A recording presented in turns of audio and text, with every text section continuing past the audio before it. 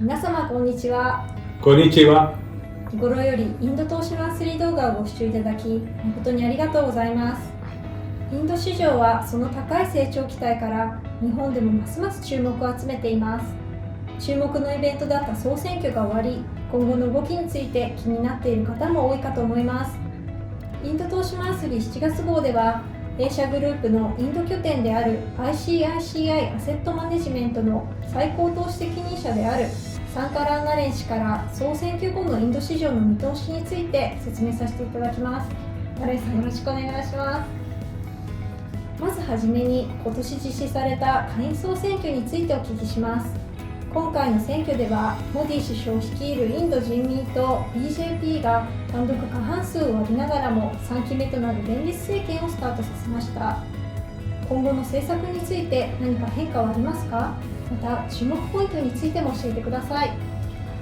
Most of the ministers have been retained by the new government, hence we do not expect any major change in policies.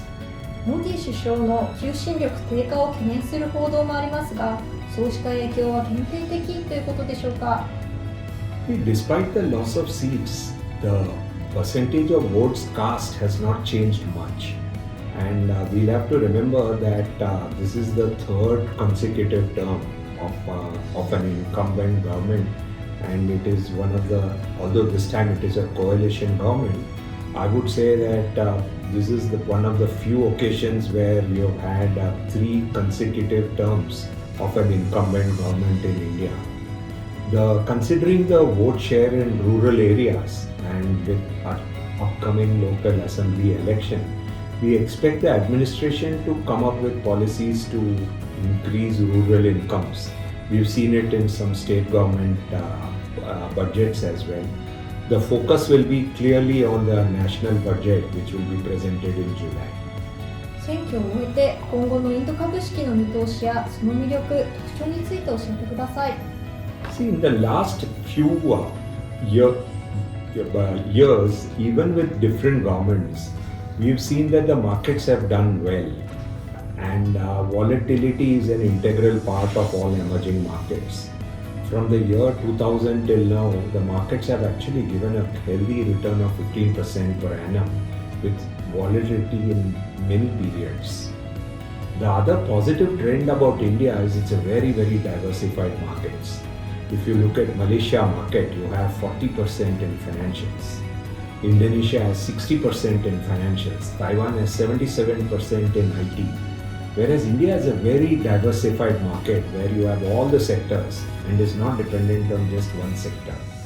The advantage, for example, in Taiwan, if IT performs, then Taiwan market will perform very well. But if it does not do well, Taiwan does very badly. That problem doesn't exist in India. インド市場は相場下落時からの戻りが比較的早い市場と言われていますが、特定のセクターに依存していないこともリスク分散につながっていると考えられますね。バリエーションについてはどのように見ていますか？ Valuations are clearly not cheap, especially in mid and small cap, which is trading above 1 year forward average, indicating worries for small and mid cap category. One of the reasons why we are focused on consumption-like theme is that it is lower risk, not focused on small and mid cap, and not as overvalued compared to the market.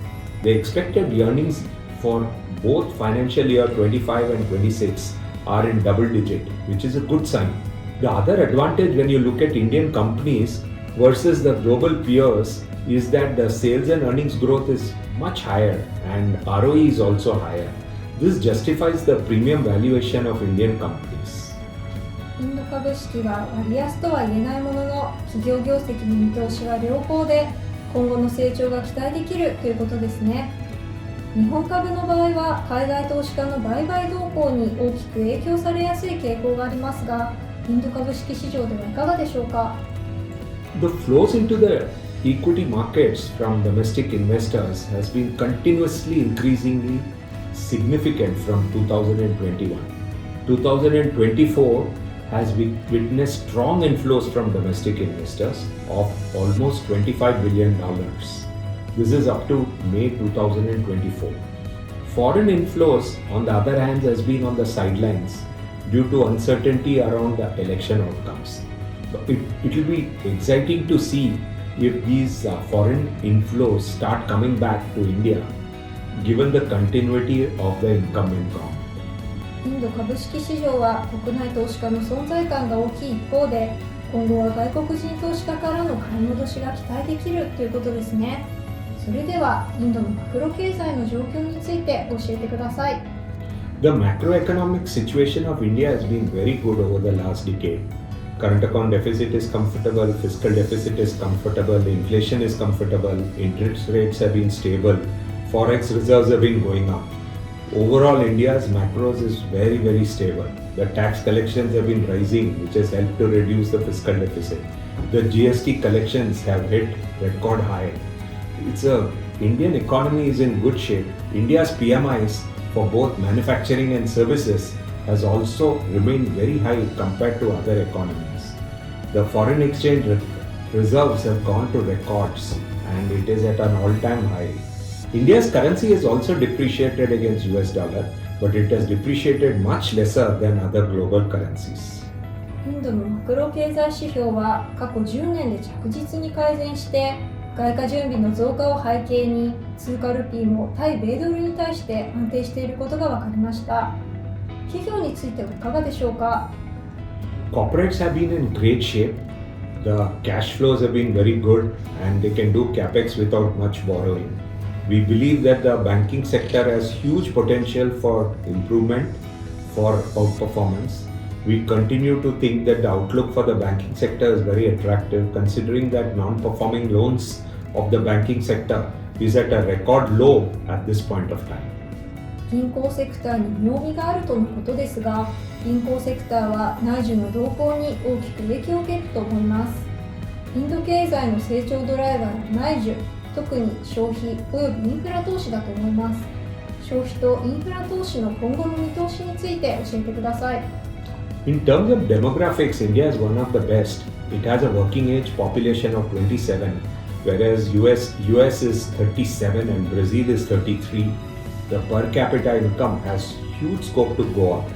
There has been a lot of policy reforms like digitalization, introduction of GST, bankruptcy code, tax rate cuts for corporates, real estate regulation bill called RERA, which has benefited the economy. The drivers of consumption growth will be both urbanization and premiumization in various categories. There's a lot of scope for India to urbanize.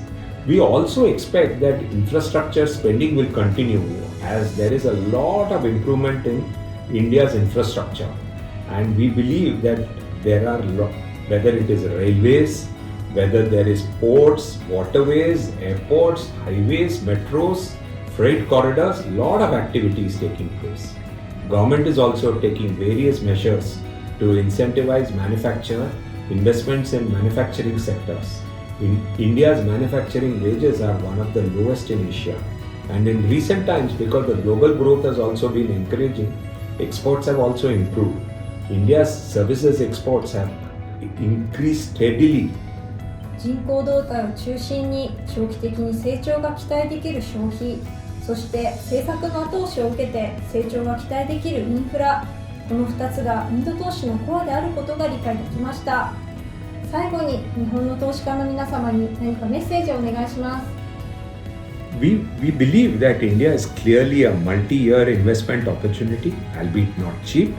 We continue to update you with information and opportunities to India equity and hope that it will help you in your investment endeavors. Thank you. インド投資マンスリー7月号は以上となります。本日もご視聴いただきましてありがとうございました。次回もぜひご視聴いただければと思います。